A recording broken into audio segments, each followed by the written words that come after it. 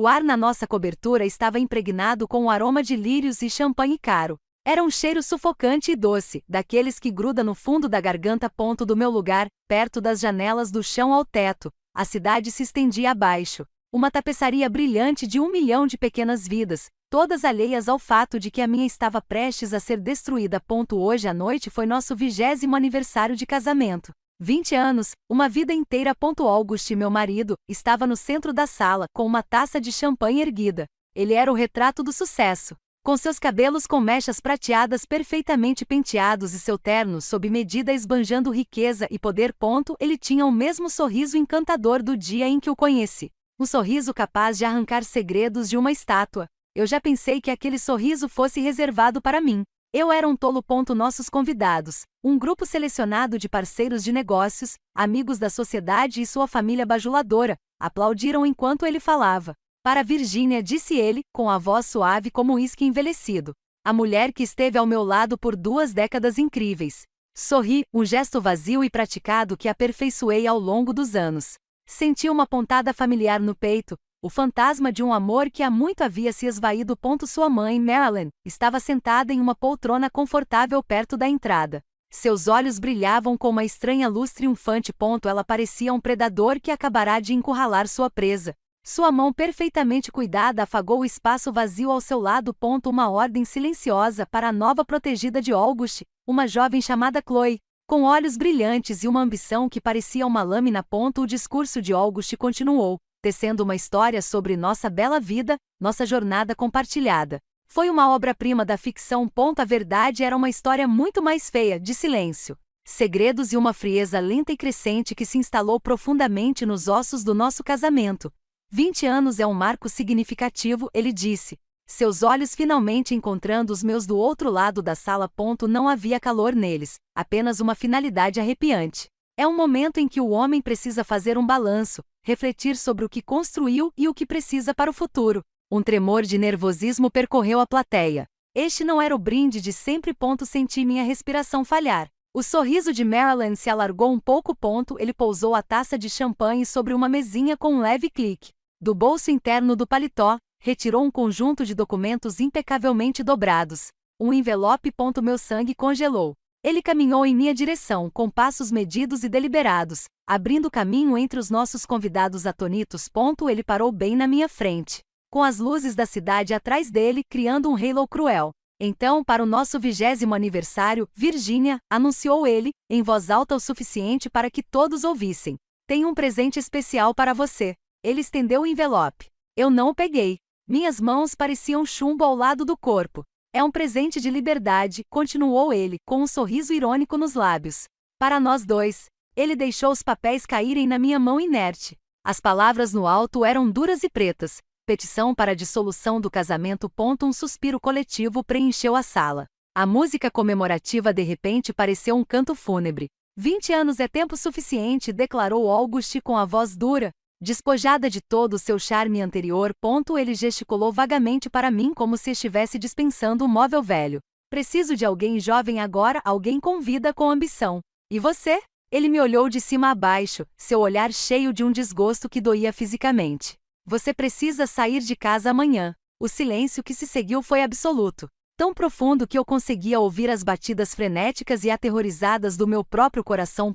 Fora de casa? Da minha casa? Da casa que meus pais me deram de presente de casamento. A escritura foi passada para mim muito antes de eu tolamente adicionar o nome dele anos depois. Em um ato de confiança equivocado. Ele parecia ter esquecido aquele detalhe crucial. Ou talvez simplesmente não se importasse. Olhei para Marilyn. Seu rosto era uma máscara de serena satisfação. Ela havia vencido. Ela sempre me odiou, sempre me viu como um obstáculo ao verdadeiro potencial do filho dela. Todos estavam me encarando. Seus rostos eram uma mistura de pena, horror e curiosidade mórbida. Eles estavam esperando que eu me quebrasse, gritasse, chorasse, caísse de joelhos e implorasse. August ficou ali, presunçoso e triunfante, esperando uma cena, esperando lágrimas. Mas as lágrimas não vinham. Naquele momento de absoluta traição, algo frio e duro se cristalizou em meu peito. Os anos de sofrimento silencioso, de ser diminuído e ignorado, se fundiram em um único ponto de terrível clareza, dura como diamante. Levantei o olhar dos papéis e o encarei. Deixei o silêncio se estender, deixando o peso da sua crueldade pairar no ar para cada um dos seus amigos e parceiros testemunhar. E então fiz algo que ninguém esperava. Sorri. Não era um sorriso triste. Não era um sorriso quebrado. Foi uma curvatura lenta e deliberada dos meus lábios que não alcançou meus olhos. Meus olhos continham uma promessa arrepiante. Uma escuridão que ele nunca vira antes. Uma escuridão que ele e sua mãe haviam cultivado com tanto cuidado. Dei um passo em direção a ele. Minha voz um sussurro baixo e constante que de alguma forma ecoou por todo o quarto silencioso. Você realmente deveria ter lido as letras miúdas, August, murmurei, meu sorriso se alargando um pouco. Não apenas sobre os papéis do divórcio, mas sobre tudo. Sua expressão presunçosa vacilou. Um lampejo de confusão surgiu em seus olhos. Ele não entendeu, mas Marilyn entendeu. Percebi isso na forma como a cor sumiu do rosto dela. A maneira como seu sorriso presunçoso desapareceu, substituído por um terror repentino e absoluto. Ela sabia. Ela sabia do que eu estava falando. E naquele momento, ela entendeu que o jogo que ela vinha jogando há 20 anos tinha acabado, e um novo, muito mais perigoso, estava prestes a começar. Antes de continuarmos, escreva nos comentários de qual país você está assistindo a este vídeo. Adoramos saber de onde nossa família global está nos acompanhando. E se esta é sua primeira vez neste canal, inscreva-se. Seu apoio nos ajuda a trazer ainda mais histórias épicas de vingança sobre a vida. Divirta-se ouvindo. O último convidado saiu correndo como se estivesse fugindo de um prédio em chamas, deixando seus sussurros atrás deles como fumaça. A pesada porta de carvalho se fechou com um clique, selando-nos no túmulo que nossa casa acabará de se tornar. O perfume dos lírios agora era enjoativo. Fúnebre. Canapés meio comidos e taças de champanhe abandonadas cobriam as mesas. Monumentos a uma celebração que havia sofrido uma morte violenta. August estava no balcão, servindo-se de um uísque forte. Ele não me ofereceu nenhum. Eu não era mais um hóspede em sua vida. Eu era um obstáculo a ser removido. Bem, disse ele, sem olhar para mim. Isso foi dramático. Você sempre teve um talento para o teatro, Virginia. A condescendência em sua voz era uma picada familiar. Durante anos ele descartou meus sentimentos, minhas paixões, minha própria essência como se fossem teatralidade. Meu amor pela arte, minhas tardes tranquilas lendo, minhas profundas respostas emocionais ao mundo. Tudo era banalizado, pintado como passatempos tolos de uma mulher com tempo sobrando. Não mordi a isca. A mulher que teria se desfeito em lágrimas se fora, incinerada no fogo da humilhação pública dele. Em seu lugar estava alguém que mal reconheci, uma mulher forjada em gelo e determinação. Teatro, repeti, com a voz estranhamente calma. Caminhei até a ilha de mármore no centro da cozinha, ainda segurando os papéis do divórcio. Eu os alisei, o som amassado ecoando no silêncio cavernoso. Eu chamaria isso de execução pública, August. E você foi o carrasco. Ele finalmente se virou, seu rosto uma máscara de irritação. Não seja ridícula. Isso já vem acontecendo há anos. Moramos como colegas de quarto. Nada mais. Fiz um favor a você sendo direta. Sem discussões confusas, sem sofrimento prolongado. Um favor? O riso que escapou dos meus lábios foi seco e quebradiço. Você chama de favor detonar minha vida na frente de 50 pessoas? Eu chamo isso de eficiência, ele retrucou, elevando a voz. Estou começando uma nova vida com a Chloe. Ela é vibrante. Ela é motivada. Ela entende o meu mundo. E não vou deixar você ficar em segundo plano. Uma triste lembrança de um passado que acabou. Quero uma ruptura total. Chloe, a jovem estagiária do seu escritório de arquitetura. Eu tinha visto o jeito como ele a olhava durante os jantares da empresa. A mão paternalista em seu ombro que se demorou um segundo a mais. Eu disse a mim mesmo que não era nada. Eu fui um tolo, não apenas por 20 anos, mas por todos os dias deles. Então, você quer que eu saia amanhã? Eu disse, com um tom neutro e transacional. Isso mesmo, disse ele tomando um gole de uísque. Os advogados já resolveram tudo. Você vai receber um acordo generoso, mais do que justo. Pode encontrar um apartamentozinho bacana em algum lugar. Recomeçar. Ele disse isso de forma tão casual, como se estivesse discutindo a mudança de lugar de uma planta em vaso. Um apartamento pequeno e agradável. Olhei ao redor da cobertura espaçosa para as obras de arte selecionadas por mim nas paredes. As estantes personalizadas cedendo sob o peso da coleção do meu pai. O tapete persa feito à mão que meus pais nos deram de presente no nosso primeiro aniversário. Cada canto daquele lugar continha uma lembrança, um pedaço da minha alma, e ele pensou que poderia simplesmente me expulsar da minha própria vida. Só há um problema com seu plano eficiente, August, eu disse, apoiando minhas mãos no mármore frio. E o que é isso? Ele zombou. Este apartamento, eu disse, batendo na bancada com um único dedo. Você parece ter a impressão de que é seu para me expulsar. Ele olhou para mim, com um lampejo de genuína confusão cruzando seu rosto. Claro que sim. Nossos nomes estão na escritura. É um bem conjugal. Sim, concordei suavemente. Eu adicionei seu nome há uns 10 anos, lembra? Você disse que isso faria você se sentir como se fossemos verdadeiros parceiros. Mas a escritura original, de 20 anos atrás, foi um presente de casamento dos meus pais para mim. A cor começou a desaparecer de seu rosto, um processo lento e satisfatório. Sua arrogância era uma fortaleza, mas eu tinha acabado de encontrar uma rachadura na fundação. Isso não importa, gaguejou ele com a bravata vacilante. Os tribunais vão dividir. Talvez, eu disse, mas vai ser complicado. Vai ser complicado, e certamente não estará pronto amanhã de manhã. Você pode me entregar os papéis do divórcio, August, mas não pode me entregar uma ordem de despejo. Esta é a minha casa. Ele bateu o copo no chão, e o uísque espirrou na borda. Você vai brigar comigo depois de tudo. Você vai ser mesquinho. Mesquinho? Perguntei, minha voz quase se tornando um sussurro. Caminhei em direção a ele, diminuindo a distância até conseguir ver as finas linhas de pânico ao redor dos seus olhos. Você construiu um império. August Thorne, o arquiteto visionário que remodelou o horizonte da cidade. Mas você e eu sabemos quem foi o verdadeiro visionário, não é? Seu rosto ficou rígido. O brilho de confusão em seus olhos se transformou em outra coisa. Medo. Não sei do que você está falando, ele disse, com a voz tensa. Não, sorri. O mesmo sorriso frio de antes. A Tor Tower, o Waterfront Project, o Meridian Plaza, seus maiores sucessos, todos construídos sobre uma base do que sua mãe costumava chamar de trabalho do meu pai? Rabiscos imaginativos, mas nada práticos. Engraçado como esses rabiscos se tornaram tão práticos depois que ele morreu. Uma veia pulsava em sua têmpora.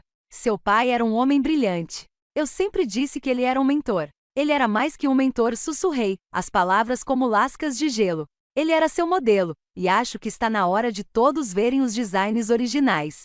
Ele ficou sem palavras. Pela primeira vez em 20 anos, eu havia deixado August Thorne completamente sem palavras. Ele apenas me encarou, com a boca ligeiramente aberta, as engrenagens de sua mente brilhante e enganosa parando. Eu me virei e fui embora, deixando-o parado ali, com o fantasma da genialidade do meu pai pairando entre nós. Entrei no nosso quarto, meu quarto, e tranquei a porta.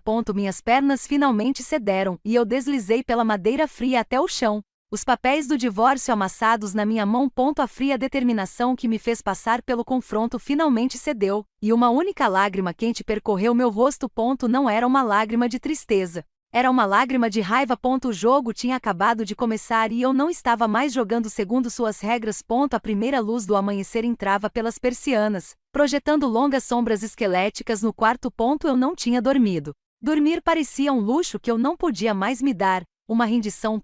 Em vez disso, passei a noite no armário silencioso e cavernoso, cercada pelos fantasmas da minha vida com August. Seus ternos, com um leve cheiro de colônia e mentira, estavam pendurados ao lado dos meus vestidos, cada um deles uma lembrança de uma festa, um jantar, uma mentira. Ao amanhecer, um plano começava a se formar, nítido e perigoso em minha mente.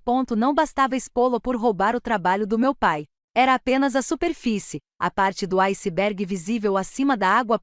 A verdadeira traição, eu suspeitava, estava muito mais fundo nas profundezas escuras e frias, onde os verdadeiros monstros se escondiam. Meu pai, Julian Croft, foi um arquiteto de gênio discreto. Ele não buscava fama ou fortuna.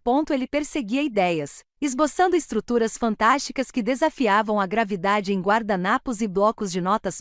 Ele via os edifícios como seres vivos, expressões do espírito humano. August tinha sido seu aprendiz estrela, um jovem com charme e ambição, mas pouca visão verdadeira. Ele seguiu meu pai por anos, absorvendo tudo. Então aconteceu o acidente. O desabamento de um andaime em um canteiro de obras de um pequeno edifício experimental que meu pai estava supervisionando. Foi considerado um trágico acidente bizarro, um mau funcionamento do cinto de segurança. August estava lá naquele dia. Foi ele quem resgatou o corpo destroçado do meu pai dos escombros, representando o papel do protegido enlutado e devastado. Ele herdou a pequena empresa do meu pai e, em poucos anos, usando um portfólio de novos designs, transformou-a no gigante corporativo que é hoje. Na época, eu estava tão imerso na minha própria dor que não consegui questionar os detalhes. Eu tinha 22 anos. Meu mundo desabou. E August estava lá para juntar os cacos, me abraçar, me confortar, se casar comigo. Agora, 20 anos depois, sua crueldade me deu um presente terrível. Clareza. Saí do quarto. August tinha ido embora. Uma única mala havia desaparecido do seu lado do armário. Ele havia fugido para sua nova vida, deixando-me para arrumar a antiga. Ele havia deixado um bilhete na ilha da cozinha. Virgínia, meus advogados entrarão em contato. Não complique as coisas.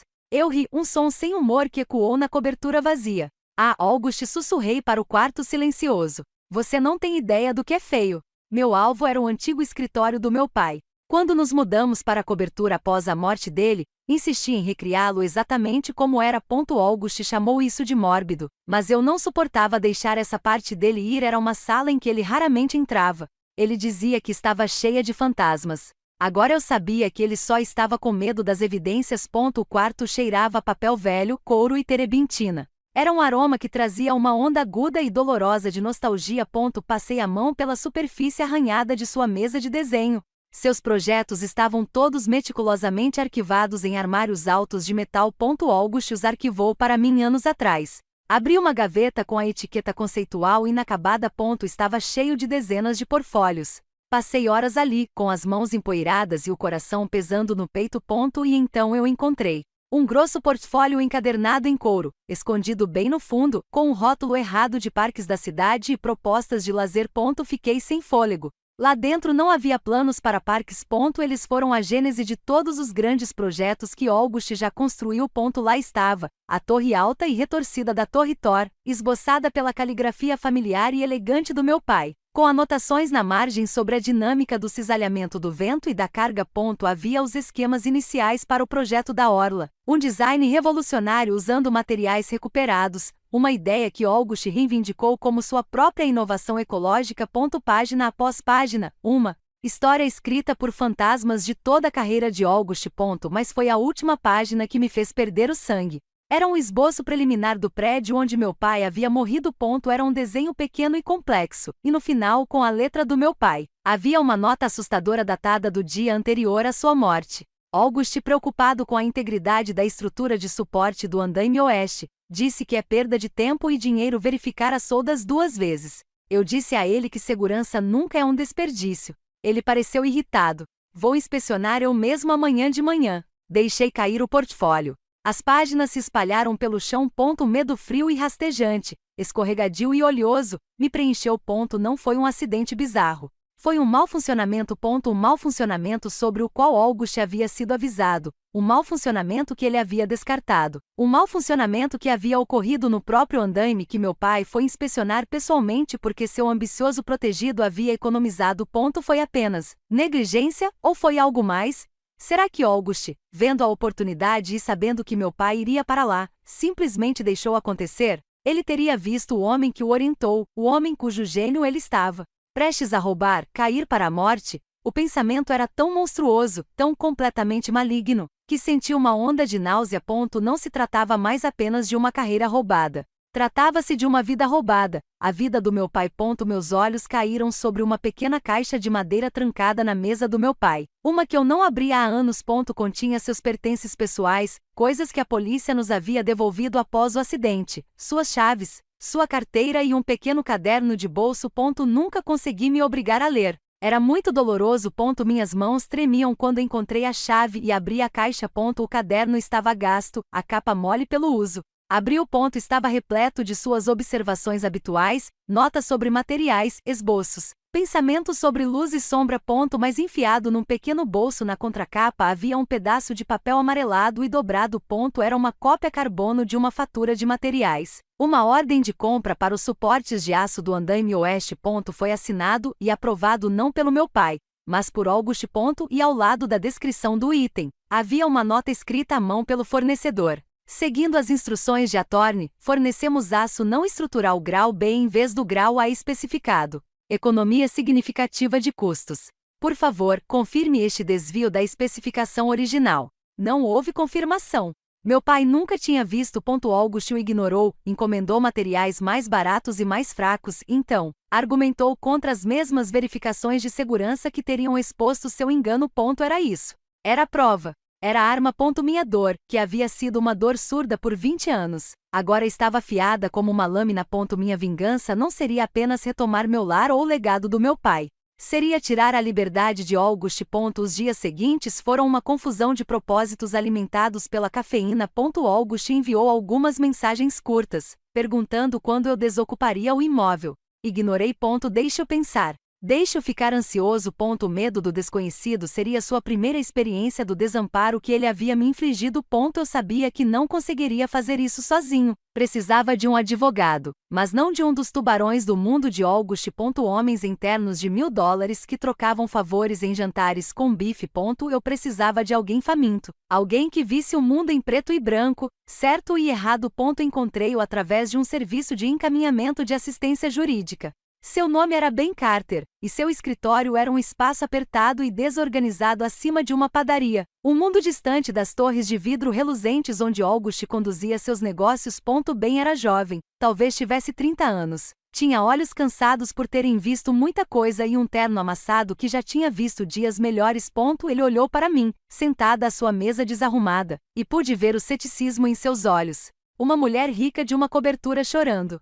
Senhora Thorne, começou ele com a voz cansada. Divórcios no seu mundo podem ser contenciosos. Se o objetivo é garantir um acordo maior, não se trata do acordo. Interrompi-o com a voz áspera. Empurrei a pasta de couro para o outro lado da mesa. Trata-se disto. Ele abriu o livro e ergueu levemente as sobrancelhas diante da qualidade dos desenhos. Ele folheou as páginas, sua expressão mudando de profissionalismo indiferente para atenção absorta. Ele era um homem inteligente. Ele percebeu isso imediatamente. Ele comparou as datas dos esboços do meu pai com as datas de conclusão dos edifícios mais famosos de agosto. Esta é uma coleção notável, disse ele, com a voz agora carregada de intriga. Mas provar o roubo de propriedade intelectual depois de 20 anos é uma batalha árdua. Seu marido alegará inspiração em colaboração. Eu sei, eu disse. Deslizei a fatura amarelada e o caderno de bolso do meu pai sobre a mesa. Mas não se trata mais apenas dos prédios. Trata-se de como ele teve a chance de construí-los. Ben leu o bilhete no diário. Então examinou a fatura, arregalando os olhos cansados. Ele olhou dos papéis para mim e, pela primeira vez, não me viu como uma socialite desprezada, mas como uma filha em busca de justiça. Uma gravidade silenciosa e perigosa instalou-se no pequeno escritório. Aço grau B para um andaime de suporte primário, sussurrou ele, mais para si mesmo do que para mim. Isso não é só economizar. É negligência criminosa. Acho que foi mais do que negligência, eu disse, com a voz fria. Acho que foi uma oportunidade. Ben recostou-se na cadeira que rangia, olhando para os documentos como se fossem uma granada ativa. Se pudermos provar que ele usou intencionalmente materiais abaixo do padrão que levaram diretamente à morte de seu pai, poderemos pedir ao promotor que reabra o caso. Isso evolui de um processo civil para uma investigação criminal. Homicídio culposo, no mínimo. Uma satisfação sombria se instalou em meu estômago. Ótimo, foi tudo o que eu disse. Nossa estratégia era dupla. Ben iniciaria o processo legal, apresentando discretamente as moções e preparando um caso para apresentar ao Ministério Público. Meu trabalho era mais sutil, mais insidioso. Eu me tornaria o fantasma na máquina de August, a força invisível que desmantelaria seu império de dentro para fora. Comecei na empresa dele, a Thor Architecture. Eu ainda tinha um pequeno número de ações da empresa, provenientes da herança, não o suficiente para ter algum poder real, mas o suficiente para me dar acesso aos relatórios dos acionistas e às comunicações internas. Passei as noites analisando demonstrações financeiras, propostas de projetos e briefings para investidores. August administrava seus negócios como administrava sua vida, com uma aparência de perfeição, mas escondendo um cerne podre. Ele estava superalavancado com empréstimos enormes feitos com base na projeção de renda de seu novo projeto principal, a Phoenix Tower. Um arranha-céu que seria o mais alto da costa oeste. Foi sua maior conquista e seria seu túmulo. Usando um endereço de e-mail anônimo e um telefone descartável. Comecei a vazar informações, não para a imprensa, Isso seria muito barulhento, muito óbvio. Enviei para as pessoas que importavam.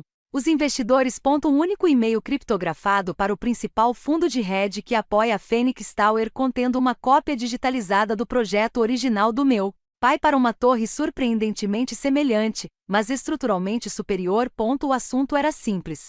Due diligence. Outro e-mail para um membro do conselho notoriamente escrupuloso de seu segundo maior credor. Este contém um histórico de cortes de custos em materiais de August. Faz uma referência sutil a projetos passados em que inspetores de segurança foram persuadidos a aprovar trabalhos questionáveis. Não precisei fornecer provas concretas. Apenas a semente da dúvida. Homens que jogavam com bilhões de dólares eram notoriamente avessos ao risco. Então voltei minha atenção para Marilyn. Ela era a guardiã do mundo social e financeiro de August. Uma aranha venenosa no centro de uma teia de influência.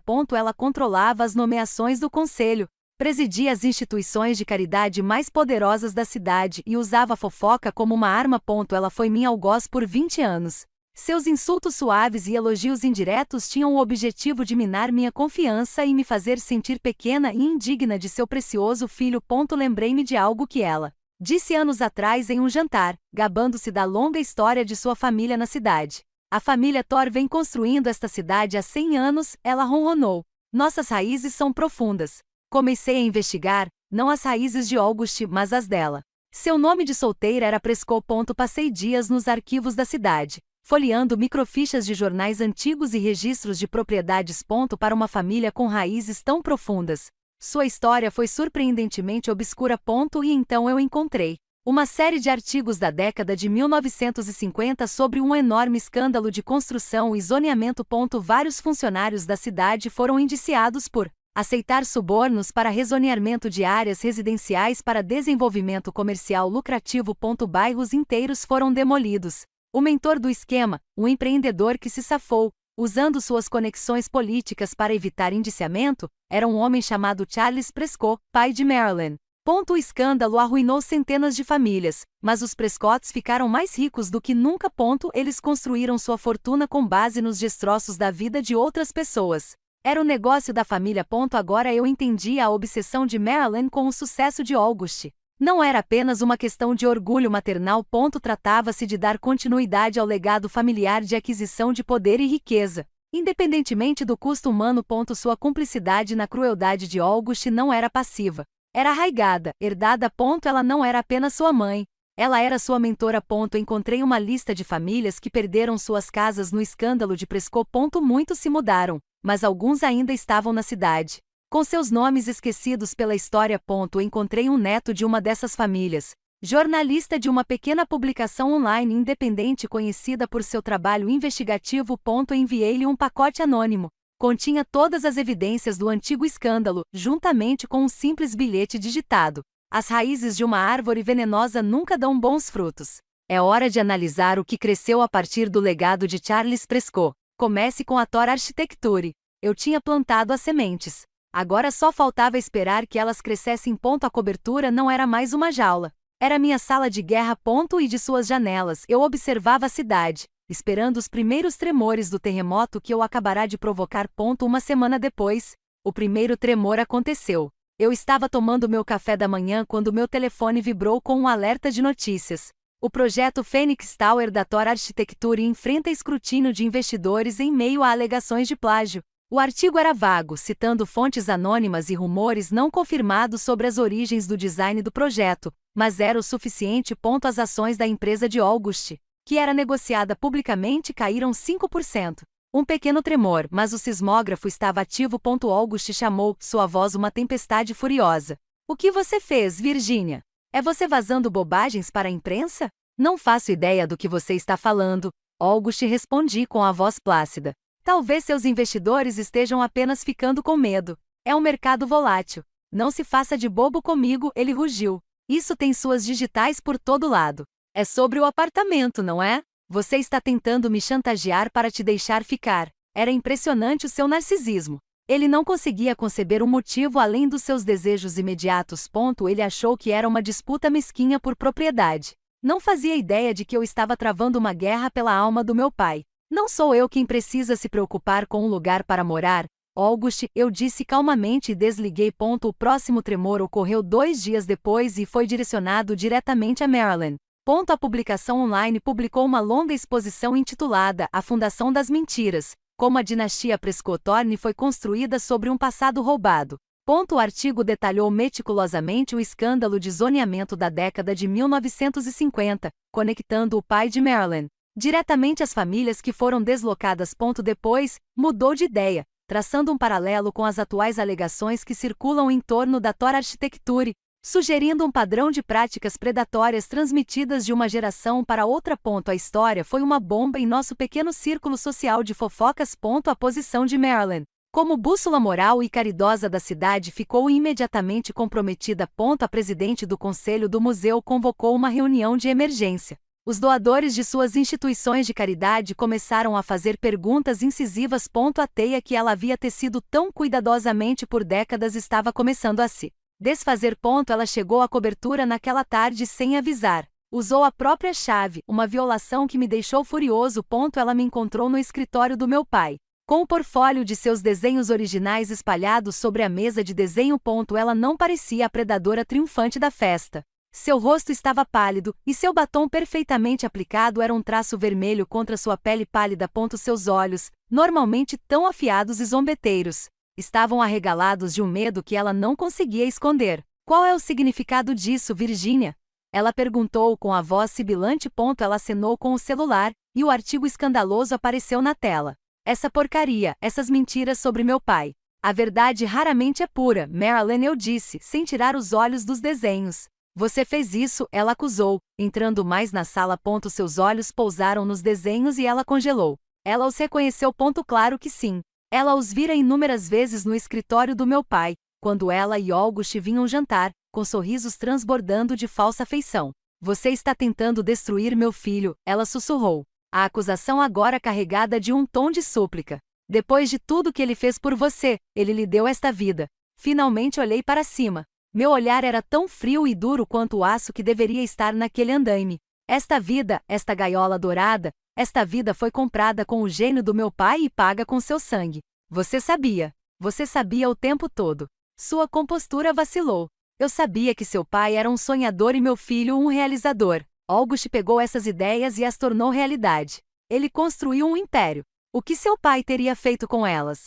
Deixá-las acumulando poeira numa gaveta. Ele os teria construído com integridade e retruquei. Ele não teria economizado. Não teria usado materiais baratos para economizar alguns dólares, sabendo que isso poderia custar vidas.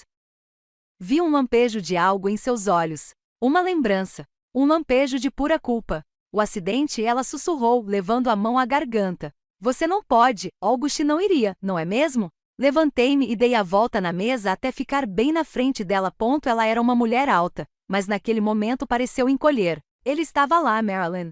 Ele sabia que o andaime estava com defeito. Meu pai escreveu isso no diário. August estava preocupado com atrasos, com custos. Ele queria seguir em frente. Ele te ligou naquele dia? Depois que aconteceu, o que ele disse? Seu rosto era uma tela de horror. Eu podia ver a lembrança se desenrolando atrás dos seus olhos. O telefonema frenético, a terrível confissão de um filho à mãe, o segredo que ela o ajudara a manter enterrado por 20 anos. Ele ficou arrasado, gaguejou ela com a voz trêmula. Disse que foi um acidente terrível, terrível. Você mente mal, Marilyn, eu disse suavemente. Sempre foi. Você mente com seu sorriso, com seus elogios, mas seus olhos sempre dizem a verdade. Você sabia que ele era o responsável.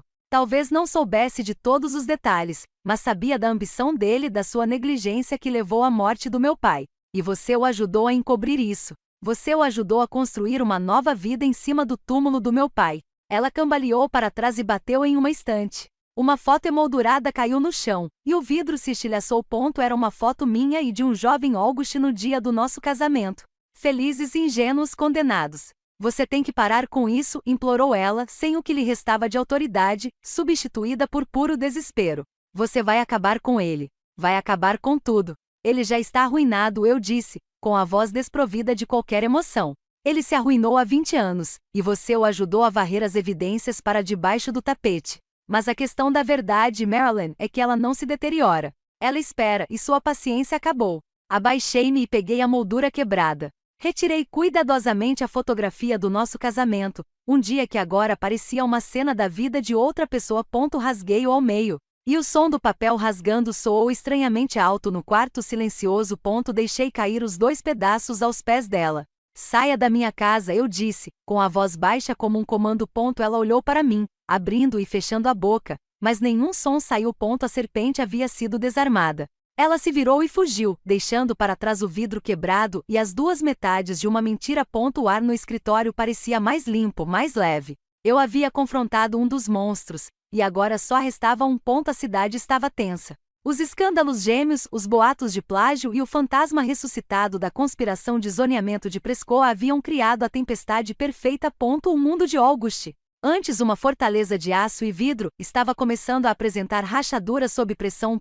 Os investidores exigiam auditorias. Os membros do conselho exigiam transparência. O projeto da Phoenix Tower, sua obra-prima, foi paralisado por tempo indeterminado. Ben Carter me ligou. O gabinete do promotor está interessado, disse ele com a voz tensa e nervosa. A fatura do aço de baixa qualidade é uma prova cabal. Estão abrindo um inquérito preliminar sobre a morte do seu pai. Por enquanto, é confidencial, mas estão levando a sério. Uma onda fria de vitória me invadiu. Estava acontecendo. As engrenagens da justiça, enferrujadas por 20 anos de desuso, estavam começando a girar. August, por sua vez, estava ficando cada vez mais descontrolado. Ele deixou uma série de mensagens de voz furiosas e confusas no meu celular, alternando entre ameaças e apelos patéticos para que eu fosse razoável. Ele era um animal encurralado e estava prestes a fazer algo estúpido. Ele fez isso. Ele convocou uma coletiva de imprensa. Foi uma atitude desesperada e arrogante. Ele pretendia se destacar na narrativa e se apresentar como vítima de uma campanha de difamação orquestrada por uma ex-mulher amarga e vingativa. Eu assisti à transmissão, ao vivo no meu laptop, sentado na mesa do meu pai, com seus desenhos espalhados diante de mim como um mapa de batalha. August estava em um pódio, com uma fileira de microfones à sua frente, seu rosto pálido e tenso. Sua nova namorada, Chloe, estava parada alguns metros atrás dele, como um cervo diante dos faróis, parecendo completamente perdida. Marilyn não estava em lugar nenhum. Nas últimas semanas, minha família e minha empresa foram alvo de ataques maliciosos e infundados. Ele começou, com a voz tentando um tom de dignidade ferida. Esses boatos espalhados por covardes anônimos têm como objetivo minar o trabalho da minha vida. São mentiras inventadas por alguém que quer me ver fracassar. Ele continuou negando tudo. Afirmou que os designs eram seus e que sua colaboração com meu pai era uma de suas melhores lembranças. Ele descartou a história sobre o pai de Marilyn como uma história antiga e irrelevante para seus negócios. E acredito que sei a origem desses ataques, disse ele, seus olhos encontrando a câmera como se ele pudesse me ver através da tela. Minha esposa, Virginia, de quem estou separado, está insatisfeita com o nosso processo de divórcio. Ela é uma mulher vingativa que tenta extorquir de mim um acordo maior, destruindo minha reputação. Ele estava tentando me enquadrar como uma mulher gananciosa e desprezada. Era o truque mais velho que existe, mas eu tinha um mais velho ainda.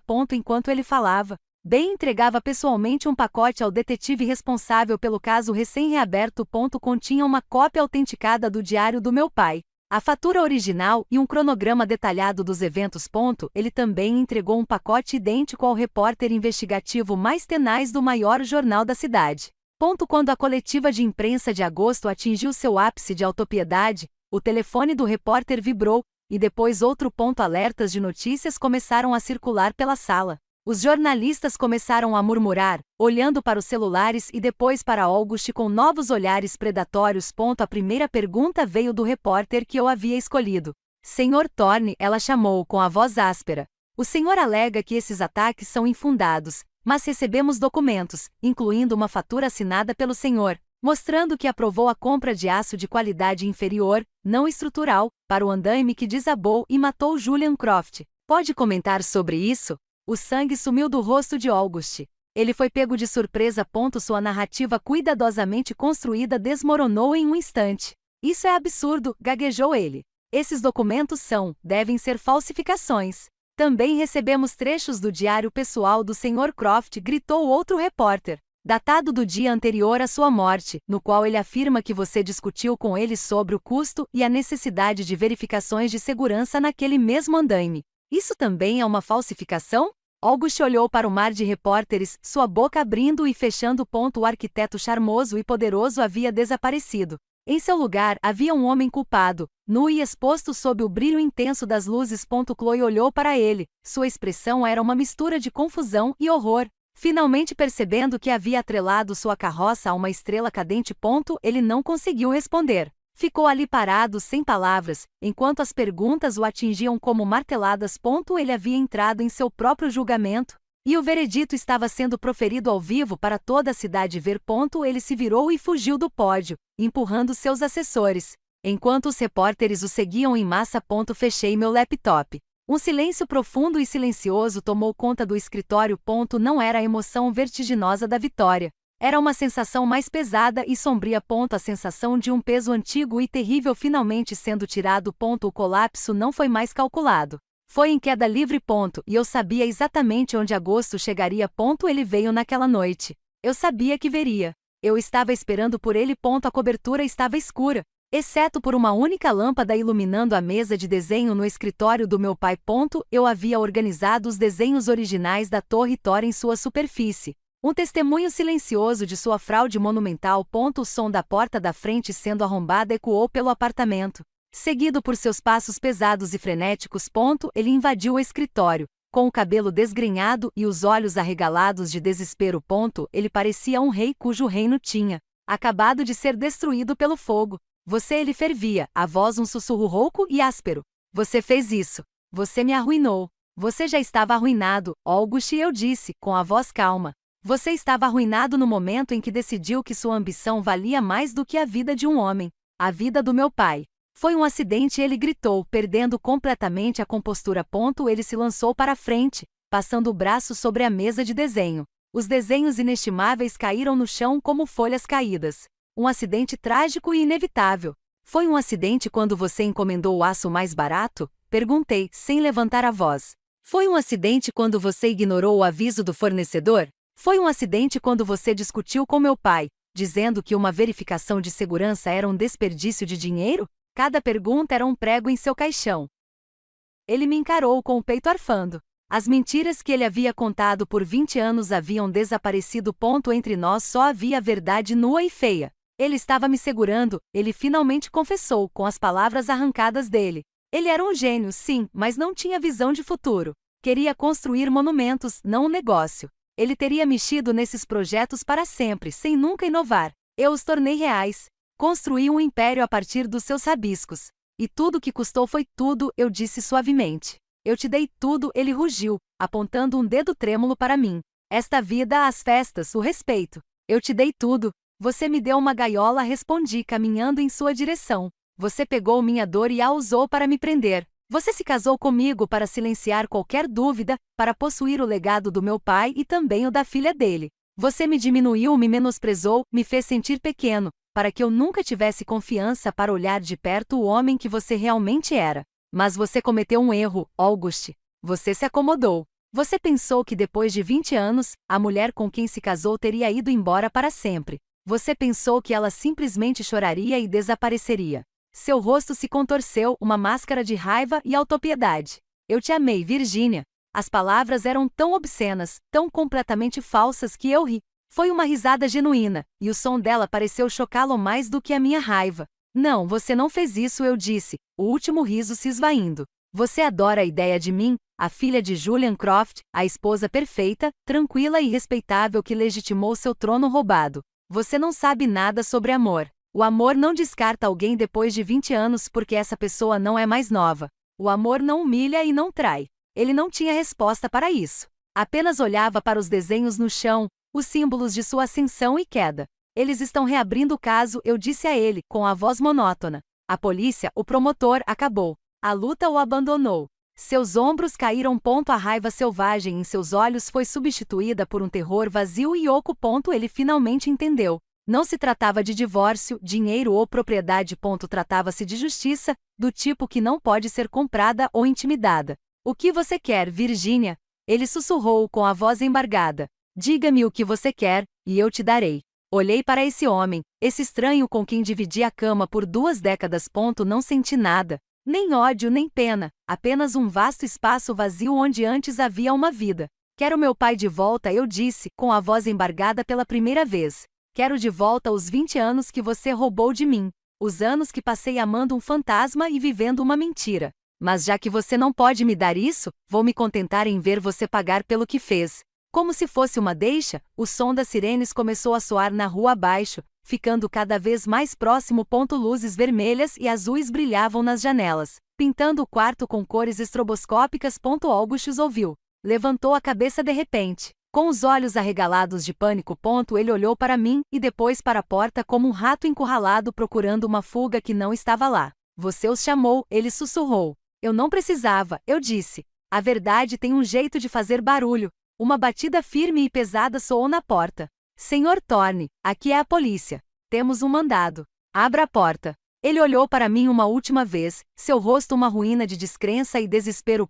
Ele tinha tanta certeza do seu poder, tanta certeza do seu mundo. E no fim, tudo foi derrubado por alguns pedaços de papel e uma mulher que ele havia descartado há muito tempo.